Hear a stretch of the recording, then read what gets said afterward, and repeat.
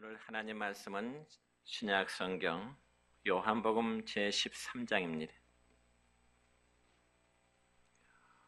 요한복음 13장 3절부터 주보에는 16절 되지만 15절까지입니다.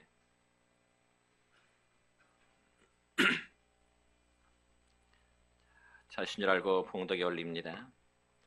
저녁 먹는 중 예수는 아버지께서 모든 것을 자기 손에 맡기신 것과 또 자기가 하나님께로부터 오셨다가 하나님께로 돌아가실 것을 아시고 저녁 잡수시던 자리에서 일어나 겉옷을 벗고 수건을 가져다가 허리에 두르시고 이에 태아에 물을 떠서 제 아들의 발을 씻으시고 그 두르신 수건으로 닦기를 시작하여 시몬 베드로에게 이르시니 베드로가 이르되 주여 주께서 내 발을 씻으시나이까?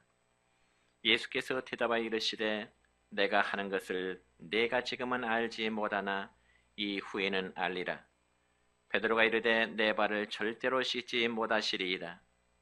예수께서 대답하시되 내가 너를 씻어 주지 아니하면 내가 나와 상관이 없느니라. 시몬 베드로가 이르되 주여 내 발뿐 아니라 손과 머리도 씻어 주옵소서. 예수께서 이르시되 이미 목욕한 자는 발밖에 씻을 필요가 없느니라. 온 몸이 깨끗하니라. 너희가 깨끗하나 다는 아니니라 하시니 이는 자기를 팔자가 누구인지 아심이라. 그러므로 다는 깨끗하지 아니하다 하시니라. 그들의 발을 씻으신 후에 옷을 입으시고 다시 앉아 그들에게 이르시되 내가 너희에게 한 것을 너희가 아느냐? 너희가 나를 선생이라 또는 주라 하니 너희 말이 옳도다. 내가 그러하다. 내가 주와 또는 선생이 되어 너희 발을 씻었으니 너희도 서로 발을 씻어주는 것이 옳으니라. 내가 너희에게 행한 것 같이 너희도 행하게 하려 하여 본을 보였노라. 아멘. 사랑과 축복의 메시지 나눕니다. 사랑하고 축복합니다. 사랑하고 축복합니다. 예, 감사합니다. 오늘은 요한복음 3장 3절로 15절에 있는 말씀 중심에서 예수님과 나와의 관계라는 제목으로 말씀을 선포하고자 합니다. 여러분, 오늘은 사순절의 절기 가운데 네 번째에 해당하는 주일입니다. 특별히 사순절이라고 하면은 인간을 구원하시기 위해서 예수님께서 겪으신 고난과 부활을 기억하기 위하여 부활절까지 주일을 제한 40일 동안의 기간을 가리켜서 사순절이라 이렇게 말합니다. 그래서 사순절의 기간은 부활절을 기다리면서 우리 각 사람의 신앙의 성장과 회개를 통한 영적 훈련의 기간이 되어야 되는 것입니다. 그리고 또한 자신의 죄를 대속하기 위해서 십자가에 달려 고난을 당하신 예수님의 죽음을 묵상하는 기간, 그게 바로 사순절의 의미요 기간이 되는 것입니다. 그래서 이 초대교회 성도들은 부활절을 앞두고 주님께서 인간의 죄를 대속하기 위해서 내어주신 주님의 살과 피를 기념하는 성찬 예식을 준비하면서 주님의 고난에 동참하는 의미로 금식을 행한 것으로부터 유래가 되어 왔습니다. 그 때문에 우리는 사순절의 절기 동안 예수님과 나와는 과연 어떠한 관계를 지니고 있는지 다시 한번 확인해 볼 필요가 있을 것입니다. 여러분, 특별히 사람이라면 어느 누구나 각자 자기의 삶을 살아가면서 누구와 어떤 관계를 맺으면서 살아가느냐, 이 문제는 정말 중요한 문제 중에 하나입니다. 그래서 어떤 사람과 좋은 인맥을 맺음으로 인해서 세상적인 행복을 누리는 사람이 있는가 하면은 반면에 잘못된 인맥을 맺음으로 인해서 오히려 불행을 당하는 사람들도 없지 않아 있는 것을 보게 됩니다. 그래서 우리 인간에게는 반드시 관계성을 맺어야 될 한 분이 계시는데 그분 바로 하나님의 아들이신 예수 그리스도, 곧 저와 여러분 우리 모두의 주님이 되십니다. 그래서 예수님과의 관계를 맺는 사람에게는 구원이 있고, 반대로 예수님과의 관계를 맺지 못하는 사람에게는 멸망이 있을 뿐인 것입니다. 그러므로 이 세상에서 가장 불행한 사람은 주님으로부터 너는 나와 아무런 상관이 없다고 하는 그러한 음성을 듣는 사람입니다. 그래서 오늘 본문의 말씀을 보면 예수님께서 십자가에 달리시기 이제 하루 전날 밤인, 즉 목요일 밤 마가의 다락방에서 일어났던 사건을 다루고 있는데, 첫째는 제자들의 발을 씻기신 예수님이셨습니다. 여러분, 특별히 신약성경 누가복음 22장의 말씀을 보면 예수님께서는 제자들과 함께 최후의 만찬을, 마가의 다락방에서 최후의 만찬을 나누셨습니다. 그런데 그 만찬이 이제 거의 끝나갈 무렵 제자들끼리 서로 다툼의 문제가 일어나게 됐습니다. 물론 제자들의 그 다툼의 원인은 자기들 중에 누가 제일 크냐 하는 바로 그런 문제였습니다. 그러니까 제자들 서열 중에 누가 첫 번째가 되고 누가 마지막째가 되느냐 하는 서열 다툼의 문제로 싸우게 되었다는 말씀입니다. 그러니까 예수님은 제자들과 함께 최후의 만찬을 드시면서 자신이 찢겨질 살과 피의 의미를 말씀하셨는데, 제자들은 그 자리에서 서로 높아지려고 하는 그런 문제로 다투었다는 말씀입니다. 그러자 예수님은 제자들이 서로 높아지려고 다투는 그것을 보시고 섬김의 도를 몸소 행동으로 보이셨는데, 그게 바로 제자들의 발을 신이 씻겨주시는 모습이었습니다. 그래서 오늘 본문 4절과 5절의 말씀 보면 이렇게 기록됩니다. 시작. 저녁 잡수시던 자리에서 일어나 겉옷을 벗고 수건을 가져다가 허리에 두르시고 이에 대하에 물을 떠서 제자들의 발을 씻으시고 그 두르신 수건으로 닦기를 시작하여. 그러니까 예수님은 제자들의 그 다툼을 진정시키신 후에 제자들의 발을 하나 둘씩 씻기시기를 시작했다는 말씀입니다.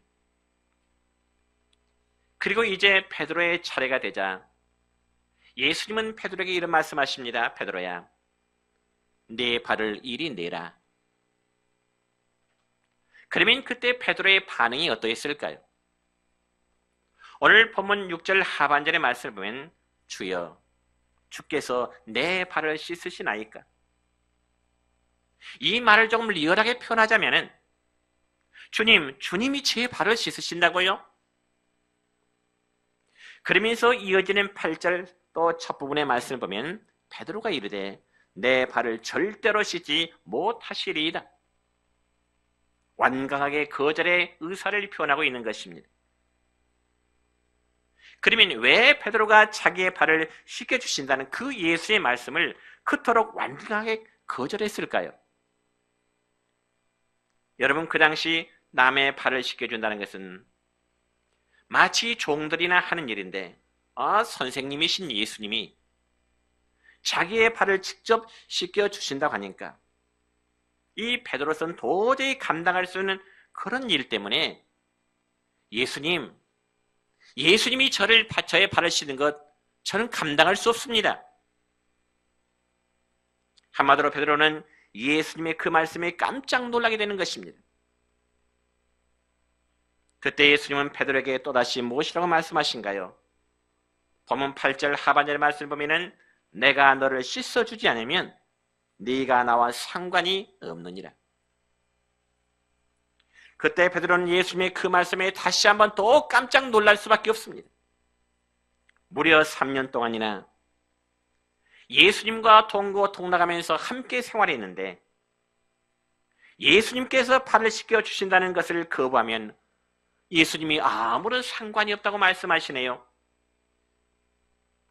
그때 베드로는 놀라면서 9절의 말씀 보면 이렇게 말하고 있습니다. 주여, 내 발뿐 아니라 손과 머리도 씻어 주옵소서. 그러니까 이 말은 아예 몸 전체를 씻어 달라고 하는 그런 요청입니다. 왜냐하면 예수님과의 관계 단절은 베드로에게 가장 커다란 충격이 될 수밖에 없기 때문에 그렇습니다. 그러나 예수님은 베드로에게 말씀하시기를 이미 목욕한 자는 발만 씻으면 된다는 그런 말씀을 하십니다. 그럼 우리는 여기서 목욕을 하는 것과 발을 씻는 행위에 대한 깊은 영적 진리가 숨어 있음을 알아야 되는데, 그렇다면 과연 목욕을 하는 것과 발 씻는 것의 차이점이 무엇일까요? 첫째는 목욕의 영적인 의미인데, 여러분 먼저 주님이 말씀하시는 이 목욕이라는 것은 영적인 의미로 중생, 즉 속죄를 받아서 거듭났다는 것을 의미하는 것입니다. 그래서 신약성경 로마서 3장 24절의 말씀 보면 이런 말씀이 있습니다. 시작.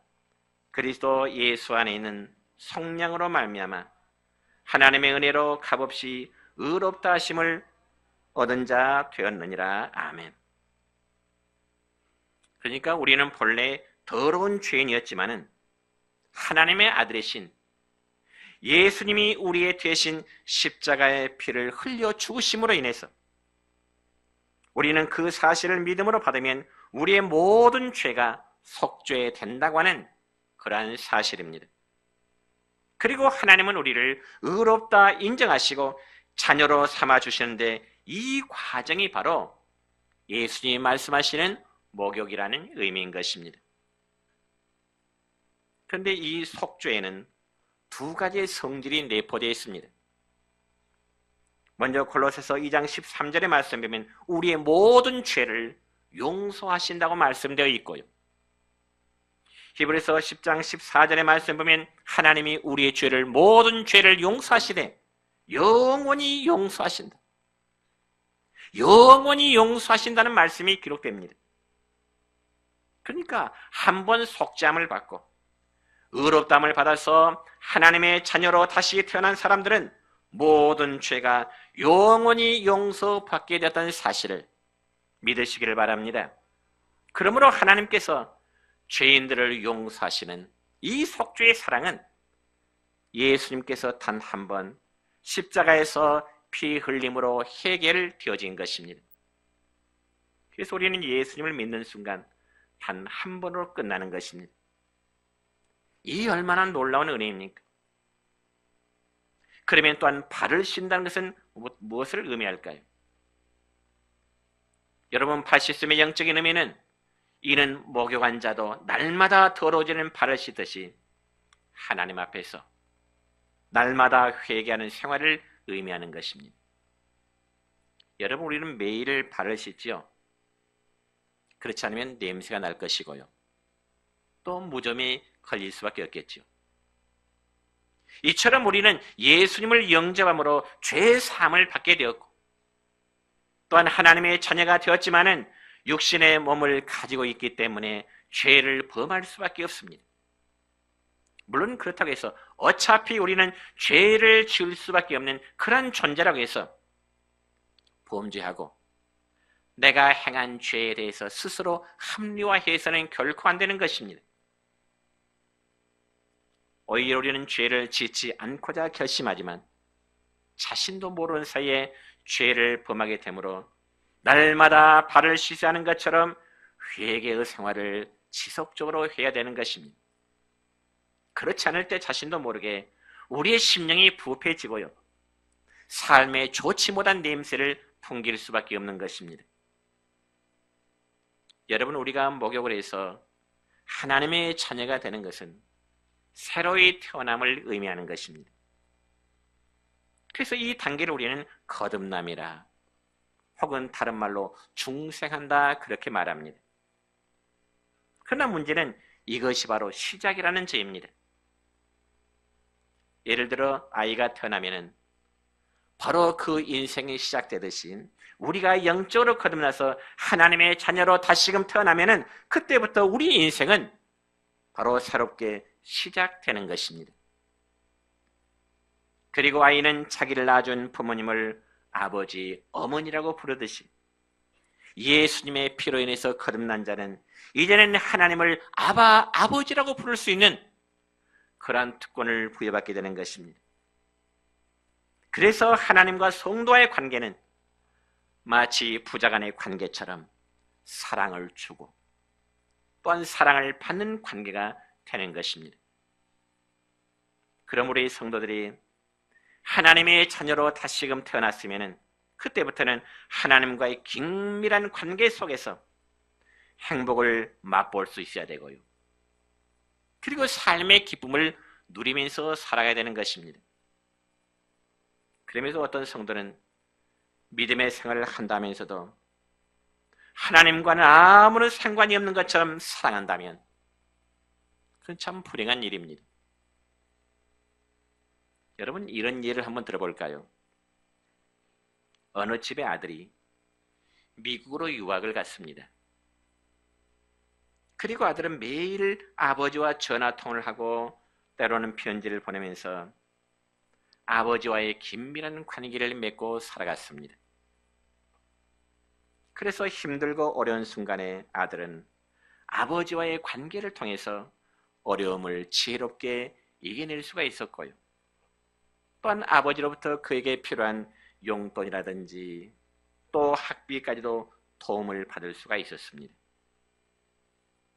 그러니까 아들은 비록 아버지와 비록 멀리 떨어져 있었지만은 아버지와의 깊은 관계성 속에서 풍요로운 삶을 살아갈 수가 있었다는 거죠. 몸은 떨어져 있었지만. 그런데 어느 날부터인가 이 아들은 여자친구를 사귀게 되었습니다. 그리고 그녀와 사랑하는 일에 빠지다 보니까 아버지와의 연락은, 아버지와의 관계성은 점점 멀어지기 시작했습니다.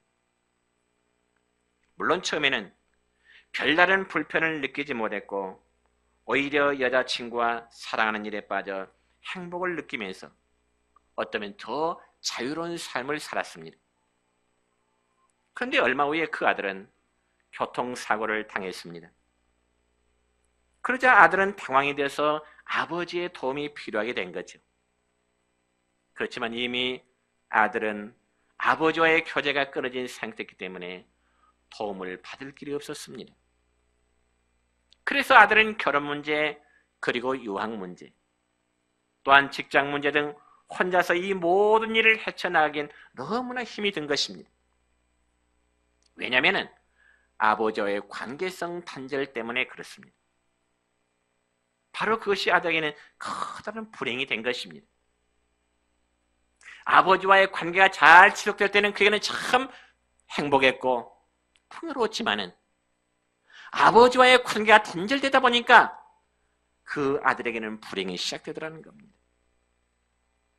이처럼 우리가 반드시 관계성을 맺어야 할 그 분과 관계를 맺지 못한다면 우리는 그 순간부터 불행일 수밖에 없는 것입니다.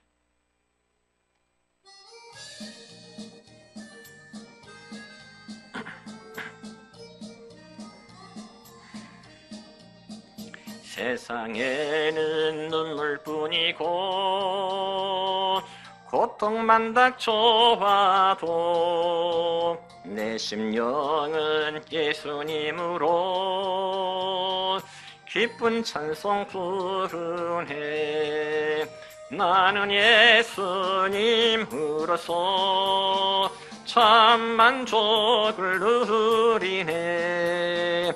세상 영광 다 준대도 주님 감옥 바꾸네. 한숨 쉬는 불행 이변에 기쁜 찬송 부르니 괴로움을 주던 환경이 천국으로 변했네. 나는 예수님으로서 참 만족을 누리네. 세상 영광 다 준대도 주님 감옥 바꾸네. 금은 보화 다 준다 해도 예수님만 못하며 명예쥐 훌륭한데도 주님만은 못하다. 나는 예수님으로서 참 만족을 누리네. 세상 영광 다 준대도 주님과 못 바꾸네. 속지 마라 세상 허영에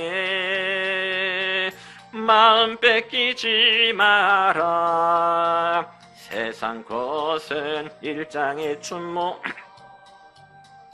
물거품과 같도다. 나는 예수님으로서 참 만족을 누리네. 세상 영광 다 준대도 주님과 못 바꾸네. 두 번째는 주님과의 관계 방법입니다. 자, 그렇다면 여러분, 주님과 우리 사이가 어떻게 해야 깊은 관계로 이어질 수가 있을까요? 우리가 많은 일을 해야 되고 혹은 업적을 쌓아야 되고 많은 선물을 줘야 되는 것일까요? 결코 그렇지 않습니다. 오늘 본문의 말씀은 예수님은 사랑하는 제자 베드로에게 말씀하시기를 내가 내 발을 씻겨주지 않으면 너는 나와 아무런 상관이 없느니라고 말씀하십니다. 그래서 이 말을 달리 표현하자면 베드로야, 네가 죄란 고백이 없으면 나와는 아무런 상관이 없다는 말씀입니다. 물론 이 말씀은 지금 우리 모두에게도 해당되는 말씀입니다. 우리가 죄를 안 짓고 회개할 필요도 없으면 좋겠지만은 우리 안에 있는 죄의 부패성은 항상 우리를 죄의 권세 아래 잡아두려고 한다는 것입니다.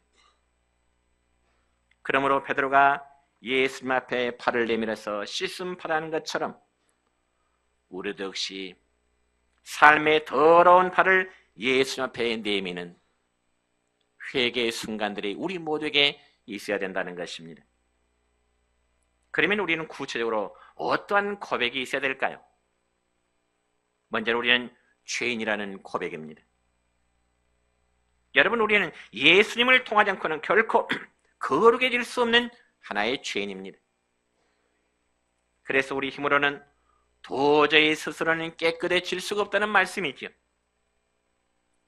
그러기에 우리에게는 매일 주님의 용서가 필요하고 또 주님의 사랑이 필요한 존재들입니다. 그럼 우리가 이 사실을 알 때 비로소 우리는 주님 곁에 붙어 있게 되고요, 주님 앞에 우리의 허물과 죄를 들고 나아갈 수가 있게 되는 것입니다. 성도 여러분, 이 세상에 성자가 어디 있겠습니까? 소위 성인이라고 말하는 석가나 공주나 마호멧, 이들이 성자일까요? 천만에요. 그들이 어찌 성자가 될 수 있겠습니까? 성경에는 분명히 말씀하기를 이 세상에 의인은 없나니 하나도 없다고 말씀하고 계십니다. 그러므로 어느 누구라도 스스로 성자라고 생각하는 그 순간부터 주님과는 아무런 상관이 없는 그런 모습이 되는 것입니다. 우리가 흔히 성자하면 역사상 성 어거스틴이라는 사람을 기억하게 될 것입니다. 그렇지만 정작 이 어거스틴 본인은 날마다 구약 성경 시편 51편의 말씀을 묵상하면서 회개의 기도를 드렸다는 거죠. 그렇다면 그가 모든 이에게 정말 모범을 보일 정도로 경건하게 살았음에도 불구하고 날마다 회개의 기도를 드리는 그 이유가 과연 무엇일까요? 그것은 그 자신도 하나님 앞에 서 볼 때 항상 죄인이었기 때문에 그렇습니다. 그래서 그는 사람들이 자신을 어떻게 보든 항상 죄인된 자세로 하나님 앞에 나갔기 때문에 그는 빛으로 인도되는 삶을 살 수가 있었던 것입니다. 두 번째로 죄는 관계를 멀게 하고 회개는 하나님과의 관계를 긴밀하게 하는 것입니다. 여러분, 하나님과 우리 사이를 가로막고 있는 게 무엇일까요? 그것은 바로 죄지요. 예를 들어 부부 사이나 부모 자식 관계도 마찬가지입니다. 관계 형성은 쉽지만은 그 관계를 오랫동안 변하지 않도록 유지해 나간다는 것은 결코 쉬운 일이 아닙니다. 부부관계도 마찬가지고요, 부모와 자녀 관계도 마찬가지입니다. 그래서 하나님과 우리 사이의 관계 형성을 오랫동안 지속하기 위해서는 죄가 끼면 안 되기 때문에 그 죄를 제거하는 과정이 바로 회개라는 것이죠. 그래서 신약성경 요한일서 1장 9절의 말씀 보면 이렇게 기록됩니다. 시작. 만일 우리가 우리 죄를 자백하면 그는 미쁘시고 의로우사 우리 죄를 사하시며 우리를 모든 불의에서 깨끗하게 하실 것이요. 아멘. 여러분, 우리가 죄를 몇 번이나 지었든 상관없이 우리는 하나님 앞에 우리가 행한 죄를 회개하기만 하면 그 죄를 깨끗이 씻어 주신다고 말씀하시고 또 용서해 주신다고 약속하고 계십니다. 그러므로 고통스럽고 불안하고 때로는 후회스럽고 원망이 가득하고 때로는 불신이 들 때마다 우리가 회개해야 될 일이 있습니다. 그건 바로 회개하고 예수님 앞으로 더 가까이 나아가는 것입니다. 더러운 발을 그대로 들고 나가자는 거지요. 우리의 더러운 삶을 그대로 들고 주님 앞에 나가자는 거지요. 그럴 때 주님은 우리의 영혼을 소생시키시고 하나님의 영광을 우리의 영혼에 가득 채우실 줄로 믿습니다. 그리고 우리는 마음의 평강을 덧입고 세상이 당하는 고통과 슬픔과 분노를 극복할 수 있을 줄로 믿습니다. 그리고 이제는 세 번째는 은혜가 넘쳐야 다른 사람을 진정으로 섬길 수가 있습니다. 여러분, 예수님이 제자들의 발을 닦아주신 다음에 제자들에게 또 하신 말씀이 있습니다. 그 말씀이 무엇인가니 14절과 15절에 있는 말씀인데 같이 읽습니다. 시작. 내가 주와 또는 선생이 되어 너희 발을 씻겠으니 너희도 서로 발을 씻기는 것이 옳으니라. 내가 너희에게 행한 것 같이 너희도 행하게 하려 하여 본을 보였노라. 아멘. 그러니까 이 말씀 보면은 예수님은 단순히 제자들의 발을 씻겨주시는 것만으로 끝나지 아니하고 내가 너희들의 발을 씻겨준 것처럼 너희들도 이제 서로 발을 씻겨주는 그 섬김을 교훈해 주신 것입니다. 성도 여러분, 사람이 사랑에 대하여 갖는 태도는 세 가지 유형이 있습니다. 첫째 유형은 사랑을 하는 사람이고요. 두 번째 유형은 사랑을 하지도 않고 받지도 않는 사람이고요. 세 번째 유형은 사랑을 받고도 배신하는 사람입니다. 여러분은 어디에 속한다고 생각하십니까? 첫째일까요? 두 번째일까요? 세 번째일까요? 그래서 첫째 유형의 사람은 성도로서 향기를 바라는 아주 모범적인 사람입니다. 어떤 사람이라고요? 사랑을 하는 사람, 사랑을 베풀 줄 아는 사람입니다. 그리고 두 번째 유형인 사랑을 하지도 않고 받지도 않는 사람은 아주 이기적인 사람, 그리고 교만된 사람의 모습입니다. 그리고 세 번째 유형인 사랑을 받고도 배신하는 사람, 그런 자를 가리켜서 배은망덕한 자라고 말합니다. 그래서 그들은 사랑을 원수로 갚는 사람인데 성경에 보니까 마치 가룟 유다와 같은 유형의 사람입니다. 은혜와 사랑을 받았으면서도 그것을 배신으로 갚는 행위를 가리키죠. 다시 한번 묻고 싶습니다. 여러분은 어디에 속한다고 생각하십니까? 사랑을 주는 사람이십니까?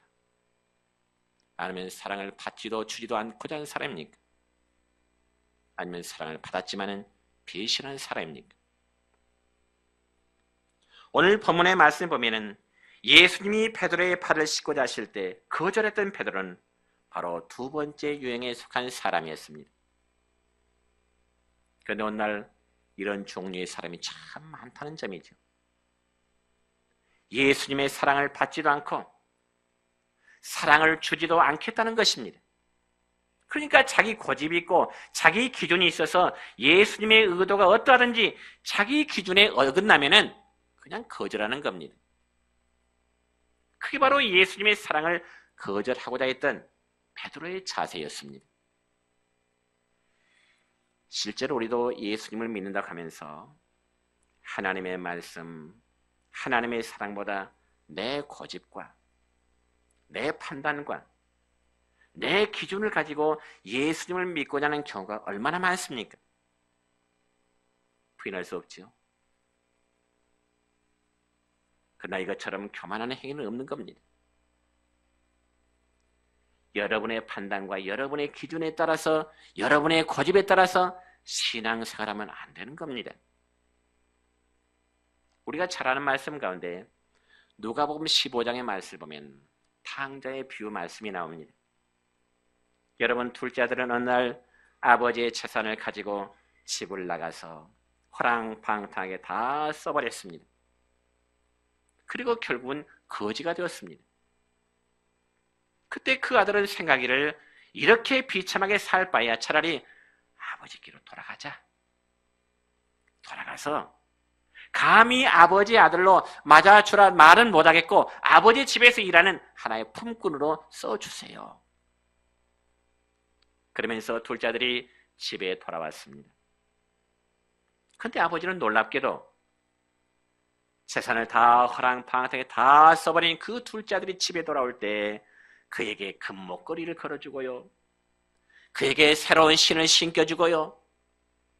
고급 옷 아름다운 채색 옷을 입혀주고요. 더군다나 살찐 송아지를 잡아서 큰 잔치를 배설했습니다. 그러면 아버지의 그 같은 사랑 앞에 아들은 어떤 자세로 대해야 될까요? 비록 염치 없고 비록 뻔뻔스럽지만은 아버지의 사랑과 베푸는 그 은혜를 감사함으로 받으면 되는 겁니다. 그리고 아버지가 사랑을 부어주실 때 눈물 흘리며 감사하고 염치 불구하고 받아들이면 됩니다. 그게 바로 아들입니다. 그런데 여러분, 끝까지 고집부리고 아버지, 나는 아버지의 사랑을 받을 자격이 없습니다. 아버지가 이러시면 저 곤란합니다. 나를 품꾼의 하나를 써주세요. 여러분, 그렇게 말한다면, 신과 옷을 벗어서 다 내놓는다면 그건 아버지의 사랑을 배신하는 행위입니다. 그러므로 아들이 아버지의 사랑을 받아들이는 행동에는 아픔과 그리고 부끄러움이 내포되어 있지만은 그럼에도 불구하고 아버지의 사랑을 받아들이는 것이 아들의 겸손인 것입니다. 저는 강단에 설 때마다 때로는 목사답지 않는 제 모습을 보고 때로는 한탄할 때가 있습니다. 솔직한 고백입니다. 우리 성도에게 늘 서로 사랑하며 새로운 또 섬기라고 해놓고 제 자신이 그렇지 못할 때 늘 하나님 앞에 스스로의 부끄러운 고백을 가져보기도 합니다. 때로는 혈기로 내보고요. 때로는 감정을 다스리지 못할 때가 어쩌면 제 스스로가 늘 느끼게 됩니다. 그러면서 하나님 앞에 내가 어떻게 얼굴을 들고 강단에서 성도들에게 설교할 수 있겠느냐. 그런 부끄러운 마음 들 때가 한두 번이 아닙니다. 어쩌면 저의 모습이 여러분 모두의 모습이 될 수 있을 것입니다. 그럼에도 불구하고 강단에 서는 이유는 하나님의 말씀을 증거를 하시니까 정말 부끄럽지만은 여러분에게 하나님의 말씀을 전하고 있는 것입니다. 성도 여러분이요, 정말 저는 여러분들에게 믿음의 본을 보이지 못하고 있지만 때로는 부족하여 허물이 많은 자격 없는 자지만은 그럼에도 불구하고 하나님이 저를 들어 사용하시고 하나님이 우리 모두를 들어서 당신의 거룩한 자녀의 백성들로 삼아주신 것입니다. 이게 바로 하나님의 사랑 아니겠습니까? 이게 바로 하나님의 은혜입니다. 이제 말씀했습니다. 요한복음 21장의 말씀 보면 주님께서는 베드로에게 물으시기를 베드로야 네가 나를 사랑하느냐. 그러면서 주님은 내 양을 먹이라 말씀하십니다. 그것은 바로 주님과의 깊은 사랑의 관계 속에서 은혜로 일을 하라는 말씀이죠. 바라기는 우리 성도들이 항상 주님과의 관계가 지속돼서 맡겨진 사명을 잘 감당하는 우리 내정교회 믿음의 식구들 되시기를 우리 주님의 이름으로 축원합니다.